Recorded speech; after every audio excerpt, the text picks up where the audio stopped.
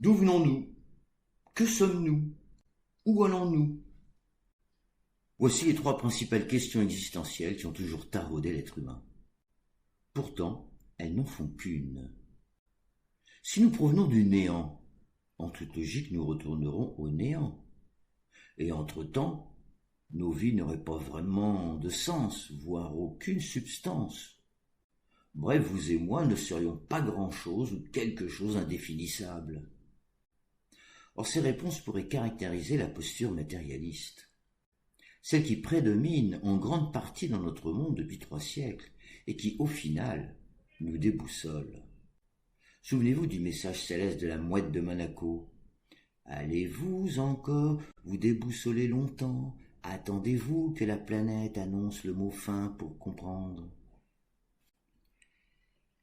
Dès lors, la question de nos origines et notre finalité, en passant par que sommes-nous et non qui sommes-nous, s'avère fondamentale puisque ce sont nos origines qui détermineront les deux autres réponses. Il est donc temps de répondre à celle du destin de l'humanité. Or, que nous enseignent nos origines spirituelles?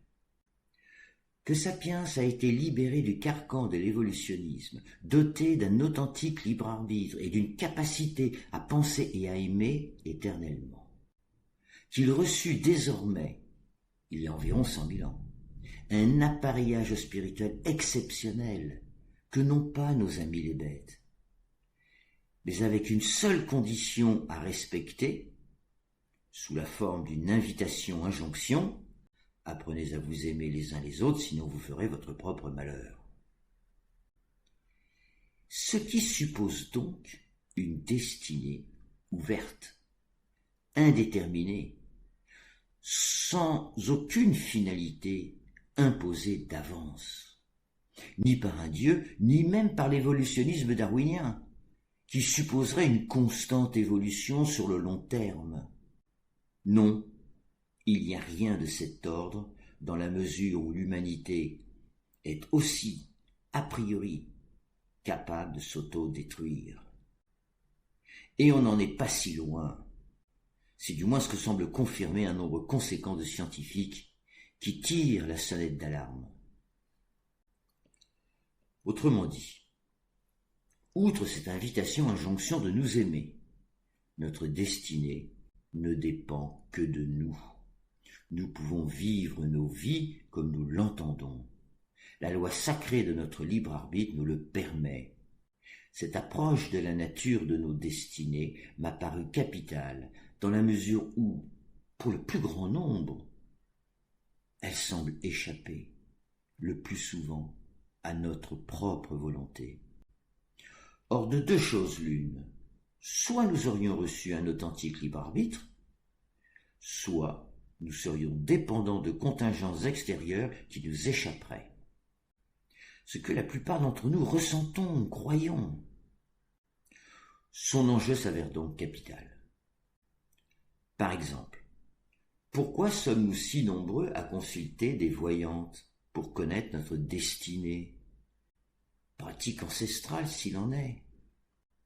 En effet, Socrate et Oedipe consultaient la Pythie de Delphes, mais pas pour connaître leur destinée écrite d'avance par Apollon, mais pour découvrir comment agir au mieux pour écrire sur une page blanche, leur meilleure destinée possible. Car en effet, outre cette invitation-injonction, rien n'est écrit d'avance. C'est du reste pourquoi l'humanité est seule responsable de l'effondrement actuel de ce monde. Aucun dieu, ni aucune loi de la nature n'ont souhaité ou imposé à notre humanité de vivre un tel monde violent, cruel et égoïste, au bord de l'autodestruction. S'agissant de la Pythie, elle rappellera à Socrate la mission sacrée de sa vie, que la vraie sagesse consiste à prendre conscience que nous sommes d'abord des ignorants. C'est cette vertu qui nous ouvre au vrai savoir. Rappelons que l'étymologie grecque de Socrate, sos, kratos, signifie pouvoir absolu. Il s'agit donc du pouvoir absolu de la sagesse. Quant à la trilogie d'Œdipe par Sophocle, elle nous raconte le cheminement de l'ego qui s'achèvera dans Œdipe à Colone. Colone, c'est la ville natale de Sophocle. Et Œdipe signifie littéralement en grec ancien « pied enflé », où le pied symbolise la racine. Nous naissons avec une racine enflée. Dès lors, l'auteur nous raconte le voyage sur Terre de l'ego, doté d'un fort orgueil,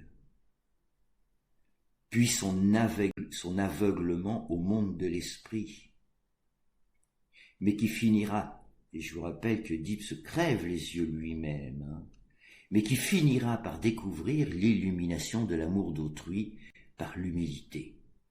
Et c'est là tout son Oedipe à Colone qui est absolument magnifique.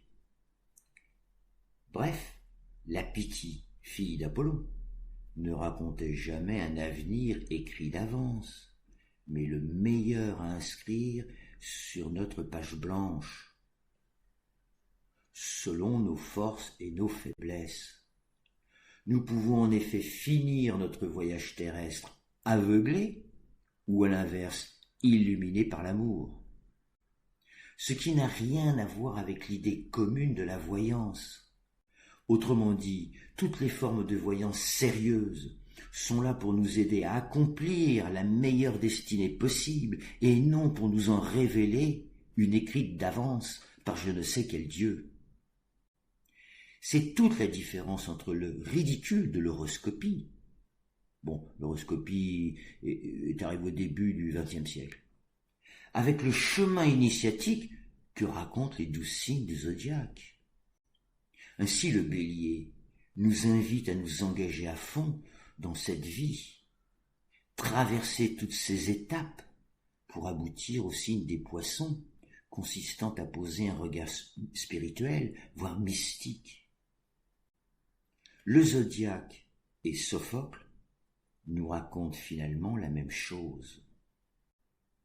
Notez que le signe des Poissons est symbolisé par 2 poissons tête bêche, représentant, comme le Tao, notre nature double fonctionnant de manière symétriquement inverse. Pour le dire en d'autres termes, nous naissons en découvrant notre versant corporel, le Bélier, pour finir par la conscience de notre versant spirituel, les 2 poissons.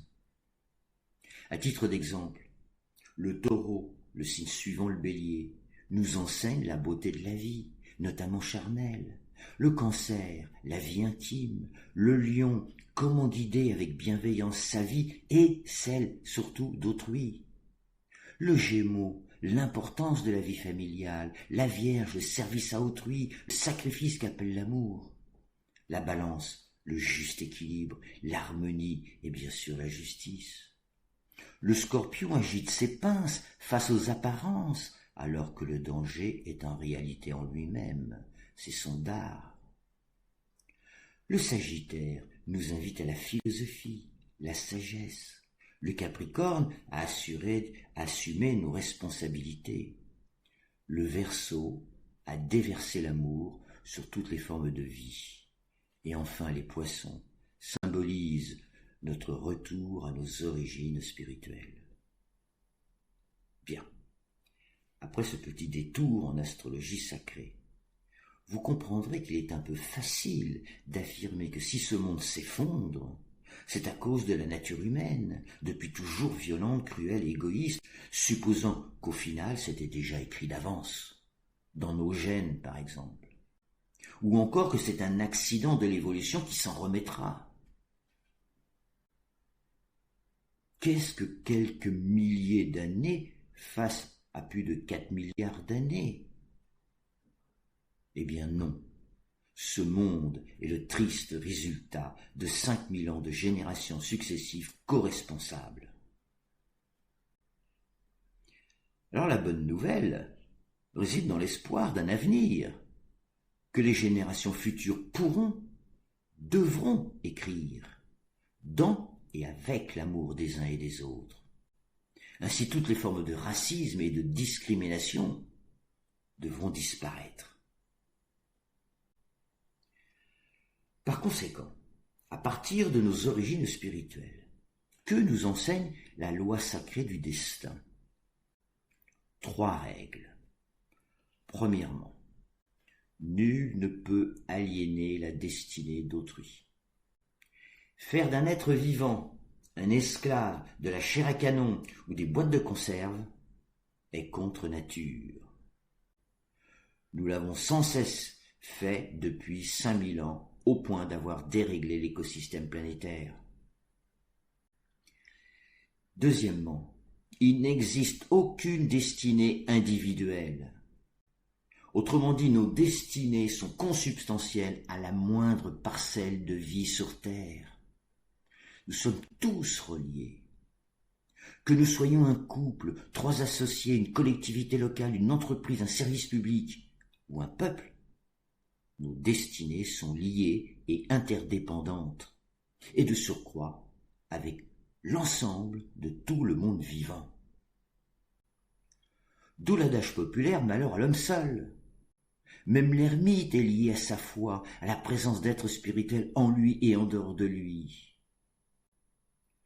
En synthèse, nous écrivons nos destinées en commun, à 2, à 3 ou une multitude.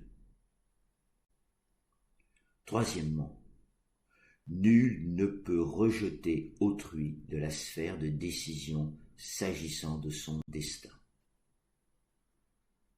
Ce qui pose le problème de la démocratie représentative, puisque par définition, le peuple remet son destin entre les mains d'une minorité, supposée savoir mieux que lui ce qui est bon pour lui. Et là, je vous renvoie bien sûr sur le podcast « L'étude des 2 démocraties ». Alors considérons la thèse opposée. L'humanité serait conditionnée, programmée par l'évolutionnisme au sens du darwinisme. Que voulait l'évolution depuis la création de la vie sur Terre? 4 milliards d'années. Une multitude de vies magnifiques, de toute beauté, toujours plus diversifiées et complexifiées. Mais alors, pour aboutir à quoi? À un monde morbide et moribonde? Ou précisément la vie, sous toutes ses formes, au final, s'effondrerait? Car c'est ce qui se passe. Ça n'a aucun sens. En effet, l'essence même de l'évolutionnisme ne pouvait nous conduire à faire de ce monde, de son monde, un monde en perdition, le nôtre aujourd'hui. L'évolutionnisme ne peut conduire par nature à une involution aussi profonde et peut-être même irrécupérable. C'est franchement contradictoire. C'est tellement vrai et contradictoire que nous nous percevons aujourd'hui comme civilisés, donc évolués, alors que spirituellement et moralement, nous nous sommes subtilement barbarisés. Un génocide est-il un signe de civilisation? Combien de génocides peut-on compter depuis Christophe Colomb? Beaucoup trop. Nous n'avons jamais cessé de nous détruire les uns les autres au lieu de nous aimer. Quel rapport avec le concept d'évolution? Il serait temps de cesser de confondre l'évolution technologique, qui certes apporte le confort, un confort matériel, de l'involution spirituelle et morale qui nous détruit. Il serait temps, à l'instar de Socrate et Oedipe, de sortir de notre aveuglement. Nous ne sommes pas devenus des gens de bien. Nous ne cessons de nous faire du mal les uns les autres, que cela soit en famille, en politique ou en géopolitique. Somme toute et en conséquence, je vous propose comme destinée collective une page blanche sur laquelle nous avons écrit, nous écrivons et nous écrirons en commun notre histoire passée, présente et à venir. Dès lors, le déterminisme ne concerne que les lois physiques de la matière, tandis que le destin regarde les lois de l'esprit, notre versant spirituel. Bien évidemment, notre destin est aussi soumis au déterminisme de la matière, sauf cas très exceptionnels comme le miracle de guérison. Mais ça, c'est une autre histoire. C'est celle de la résurrection de la matière. Peut-être un jour je vous la raconterai, mais ça dépend de vous. Aussi peut-on le dire autrement. Tout destin personnel interagit avec le destin collectif. D'abord celui du couple, de la famille, puis de la société, du pays dans lequel nous vivons, et encore une fois, subissant aussi le déterminisme du monde physique. Ainsi, une femme qui naît en Iran ou en Occident n'aura pas le même destin collectif, lequel aura une action sur son destin personnel. Un enfant qui naît dans une famille riche et éduquée n'aura pas le même destin que ce même enfant né dans une famille pauvre et non diplômée. Ce qui nous mène à une sorte de déterminisme social, non prédéterminé d'avance, puisqu'il découle du libre arbitre de la collectivité en question. Cependant, il introduit une confusion entre d'un côté le prédéterminisme de la manière incontestable, et de l'autre, le déterminisme familial et social résultant, lui, du libre arbitre issu de la page blanche conférée par notre nature spirituelle. En dernier ressort, même face au prédéterminisme de la matière, la volonté spirituelle, cause d'elle-même et illimitée, reste profondément agissante. Là, je vous renvoie à l'étude sur les deux volontés. Au final, l'être humain doit se souvenir qu'il possède la capacité de prendre en main son destin, mais en commun. D'où toute la problématique de la démocratie représentative, une fois de plus, puisque le peuple remet son destin dans les mains d'une minorité qui n'en fait qu'à sa tête. Ainsi, notre nature, d'où qu'elle vienne, a donc organisé le destin de l'être humain en commun. Il n'est ni uniquement individuel, ni uniquement collectif. Il est un destin en commun, seulement en commun. Ou encore un destin se décrète à la fois individuellement et collectivement. C'est pourquoi le destin est aussi un objet spirituel qui répond aux trois principes de l'ordre irrationnel. Bon, et là, je vous renvoie au podcast sur les objets spirituels. Mais dans l'attente, cela signifie que 1. Selon le principe de la volonté cause d'elle-même, le destin nécessite un consentement des volontés au pluriel. 2 pour un couple, 3 pour 3 associés, et une multitude pour une collectivité, et ainsi de suite. Donc, la destinée est cause à suivre. Deuxièmement, selon le principe de contradiction spirituelle et émotionnelle interne, il n'est ni déterminé à l'avance, ni totalement indéterminé. Pourtant, au présent et au niveau collectif, il est une page blanche. Dès que nous pensons en commun, 2, 3, une multitude, tout est possible. Alors que le destin individuel est d'un côté une chimère, de l'autre, personne ne peut non plus être exclu de son propre destin. Troisièmement, selon le principe de réalité spirituelle, on ne peut le montrer du doigt, il est insaisissable de manière rationnelle, puisque par nature contradictoire, immatériel, invisible et abstrait. En effet, qui peut savoir ce que la vie nous réserve? C'est donc pourquoi, selon ces trois principes irrationnels, caractérisant l'objet spirituel destin, aucun auteur ne s'est lancé, du moins à ma connaissance, à répondre à la question cruciale: pourquoi nous enterrons nos amours avec respect dans le cadre d'un rituel? Ma réponse: parce qu'il y a 100 000 ans, nous reçûmes une nature double, à la fois corporelle et spirituelle, et comme toujours à ne pas confondre avec le fait religieux qui, lui, n'a que 5 000 ans. Mais d'où nous reçûmes cette nature double? Un croyant pensera aisément de Dieu lui-même, un non-croyant de la nature elle-même. Mais alors plus délicat, il faudrait attribuer à cette nature une doublure spirituelle, ce que fit précisément le scientifique Teilhard de Chardin dans le phénomène humain. C'est du reste toute la difficulté, toute l'incohérence d'une vision matérialiste de l'univers qui finalement dénie à l'être humain sa conscience autonome, sa volonté cause à sui, son libre arbitre de même nature, et par suite sa destinée en tant que page blanche.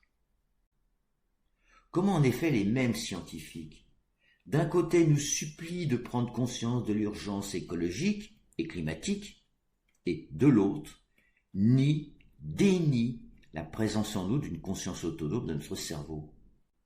Est-ce leur cervelle qui parle à nos cervelles? Ou parlons-nous de conscience à conscience?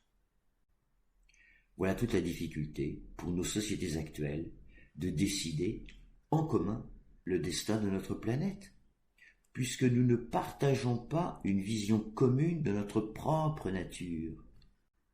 Le pire, issu de cette vision matérialiste, elle permet aux détenteurs du pouvoir politique et financier de s'y cacher afin que rien ne changeât. La vision matérialiste a pour première conséquence néfaste l'inertie politique. Rien ne changera, car rien ne peut changer dans un monde prédéterminé à l'avance par les lois de la matière. Ce fut l'axiome politique des années 80 de Mme Thatcher, face au néolibéralisme. Il n'y a pas d'alternative, puisque le matérialisme et sa raison raisonnante prédéterminent le politique. Du coup, que devient l'idée de volonté politique? Une illusion. Oui, une illusion d'ailleurs pour les peuples, mais une réalité pour les politiques qui arrangent les lois pour s'enrichir sur leur dos. Pour conclure, mesdames, messieurs les scientifiques, en ce moment en rébellion afin de sauver la planète. Tant que vous nierez la présence de notre dimension spirituelle, dimension non religieuse, dimension qui ouvre tous les possibles, notamment l'espoir, vous ne sauverez ni la planète, ni nous-mêmes de nous-mêmes. Bien. Vous êtes à présent invités à écouter la relation humaine universelle. La bonne et la mauvaise, c'est un peu comme toujours. Hein. Encore une fois, pardon pour mes bafouillages et très grand merci pour votre patience.